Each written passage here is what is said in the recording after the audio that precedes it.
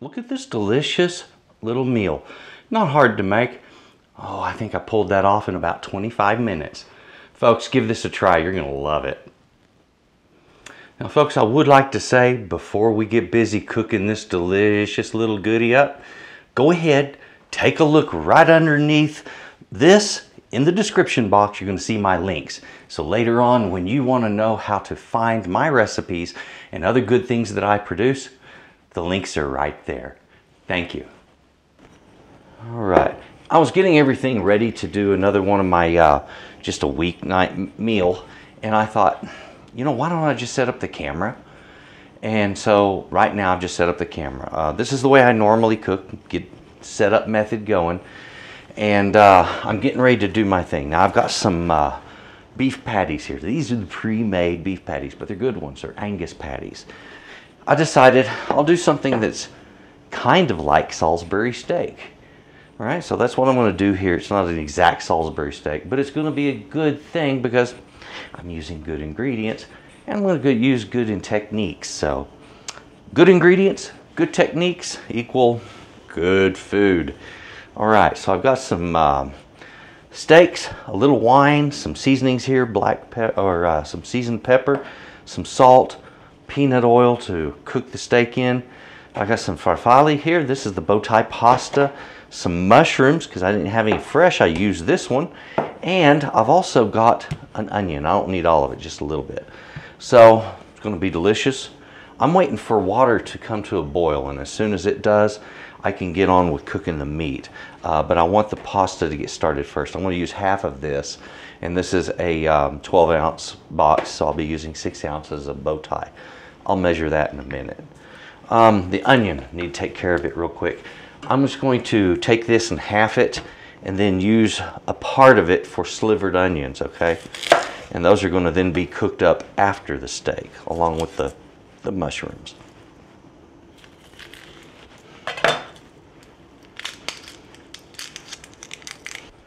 Okay, so here's the thing.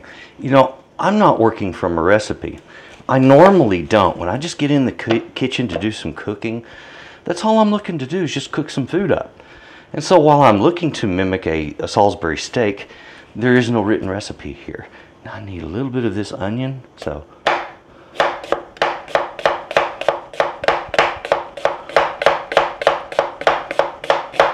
All right. See, not a whole lot. Some of it went flying around, but it's not a big deal. And that's all I need right there, just some slivered onion, about a quarter of an onion. And on these right here, I don't know how much I'll use. I'll probably use at least half of that jar, but I want to drain that water off. And half of that, okay? So might as well measure it. There we go. Now, something I'll tell you, when you first turn your scale on, if you put the bowl on it first, the scale will automatically zero to the bowl. You don't have to zero it out. All right, so I got 12 ounces, need 6.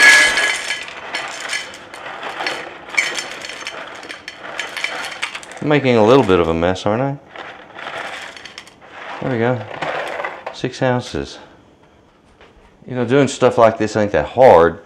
Once you really get used to just doing your thing in the kitchen, you'll find it's not hard at all. It's kind of fun too. Drain these off, and they'll be ready to use in my pan in a minute. All right, got the mushrooms there. My onion that I didn't use all of, I'm still going to use it later. Now I just have a way of storing it. So I'll put that in the fridge, okay? So, looks like everything's prepped. All right, and this is, as I always teach, use the setup method. Everything is set up and ready to go. It's all ready to cook. I have the exact right amount of pasta, what I'm going to use in the way of mushrooms and onion, the amount of meat that I'm going to use. From there, it's just a matter of putting the right seasoning on it. The meat is going to get a light seasoning, okay, not heavy.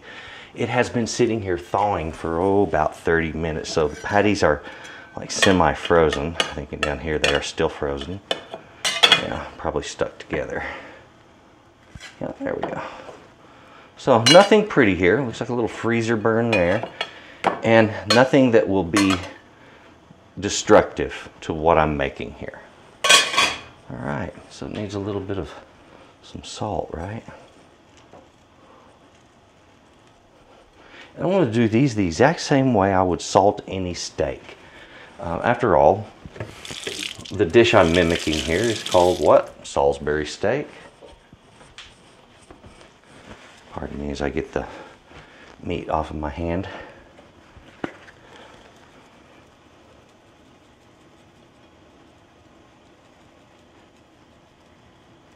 So if I was going to make hamburgers, I would do these exact same way. No different. Sometimes I'll cook hamburgers indoors, you know, and if so, I would cook them the same way I'm going to do these. The whole idea here is to make something that's just easy and I don't have to beat myself up over.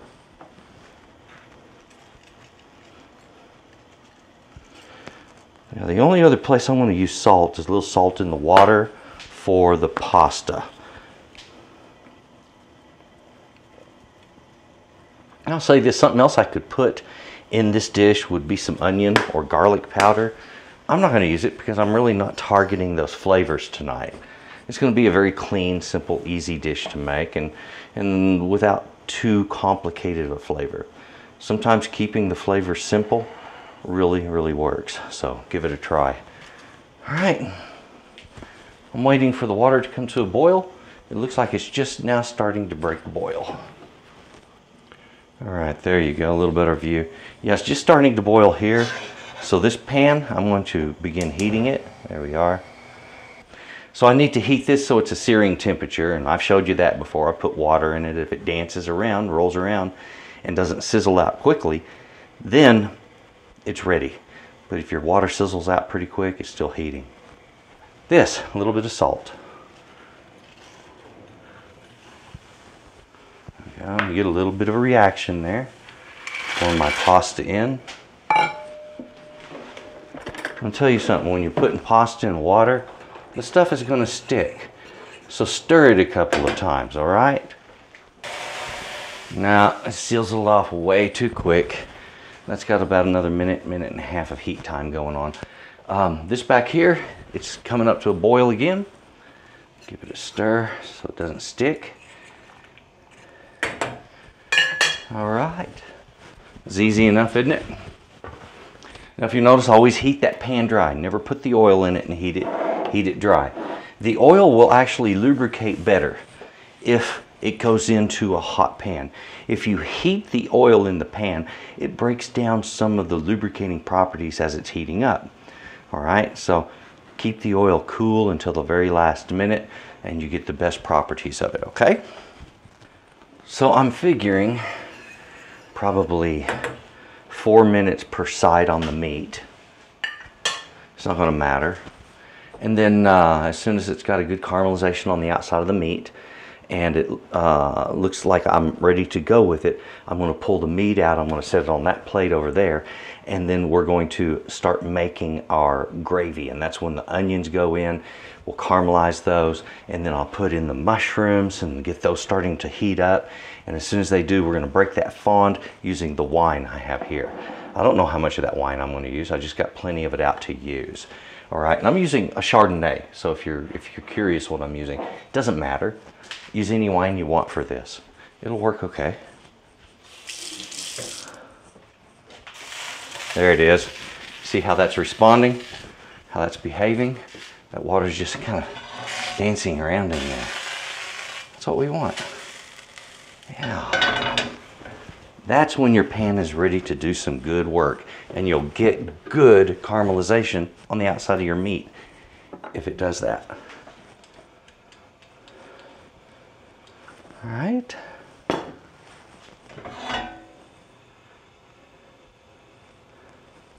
If you notice, I don't use a whole lot of oil. It's not required, it doesn't need it.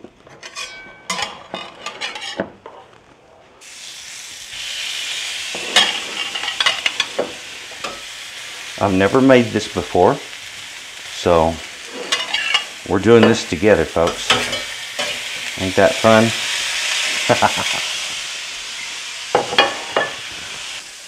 All right, I'm taking a look. My timer is now at 4:09. I think my meat is ready to turn. So I think I need to do that.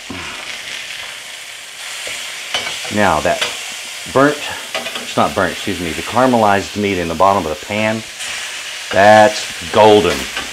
All right, that is what chefs call the fond. And, oops, I broke my meat open. Don't matter.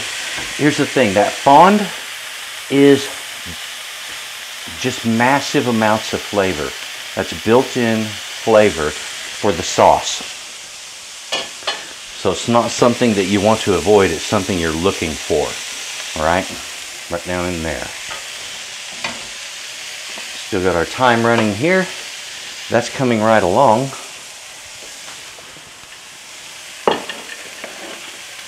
Now let's take a look at the pasta.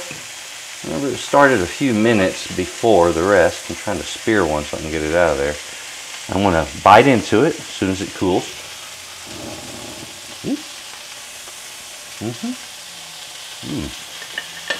Getting there. About 2 minutes more and it's ready. My timer has just now hit 8:35. So this is doing all right. This is ready to come off of the stove, so I'm going to drop the heat to it, drain it, and we're going to toss it with some olive oil. There we are.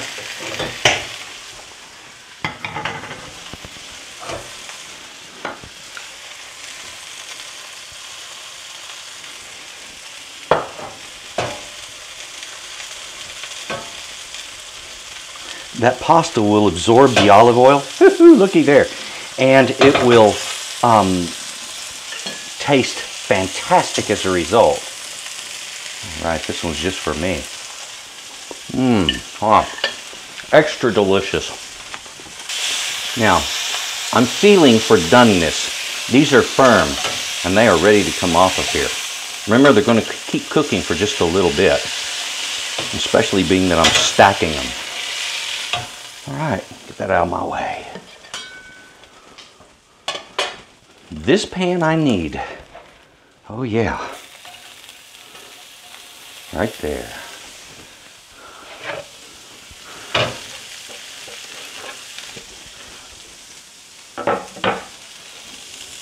Isn't that nice? Isn't that pretty looking? Here, just a little bit of olive oil, not much. Just enough to get things stirred around there. Now don't worry about your meat getting cold during this moment, because this doesn't really take that long to prepare a sauce like this. Let's get some mushrooms in here. Sound like a good idea to you? Sounds like a really tasty idea to me.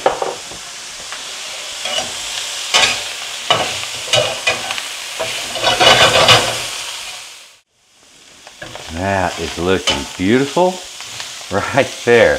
Now, there's something else that I need out here, and I didn't mention this before. I need some butter, all right? Because when I put that wine in here and I break that fond up, I'm going to emulsify some butter into it to make it really good. Okay, now it's time to make the magic happen, ladies and gentlemen.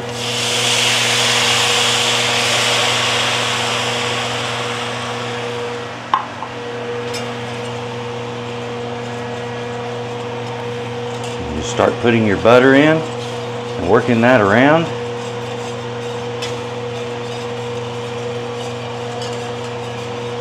I'm going to bring my heat back up to full. Don't worry about those flakes. All that is just flavor, like I said before. It'll be good. Guaranteed. Delicious looking, isn't it? And oh, so very easy.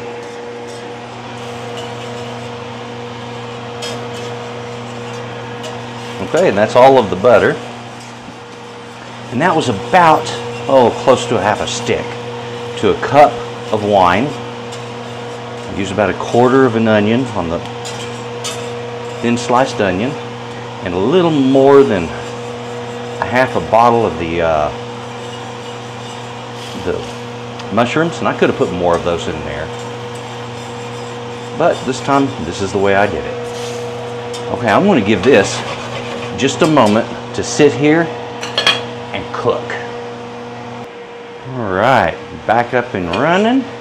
I let this reduce for a couple of minutes, We are now at 18 minutes total, and it's time for this to get served up. It's got that right, beautiful odor to it. I've been waiting for this. It's delicious. Oh, I already know it. There we go. Oh, God, that thing is so noisy.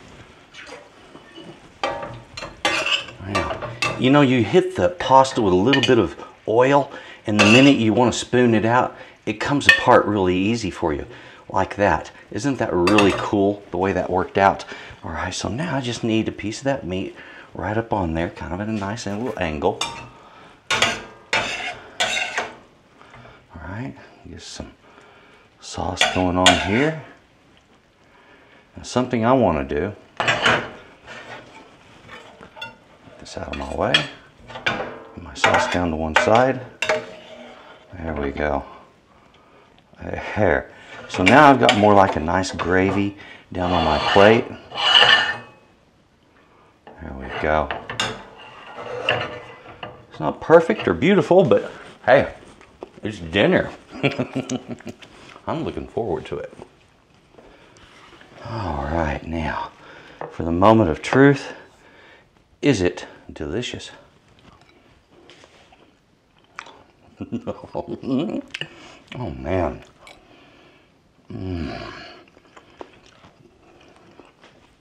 Oh man, it's spot on. That was what I was really hoping for right there. Clean flavors, simple, easy to make, fast. You're gonna love this one. Hey, just invented it on the fly, right? Pulling stuff out and cooking with it. That's what this is about. It's not tough. All right, there's your recipe. Beautiful meal. Enjoy yours, and please take a look in that description box. Check out my links. Check out my website, S.A.Trotter.com, Wisio, Patreon. There's a lot of ways to help me out if you want to do so, and it's really appreciated. Oh, hey, and if you want my shirts, Texas Cooking Today shirts, right there on my website. Aprons too. You folks have a good day.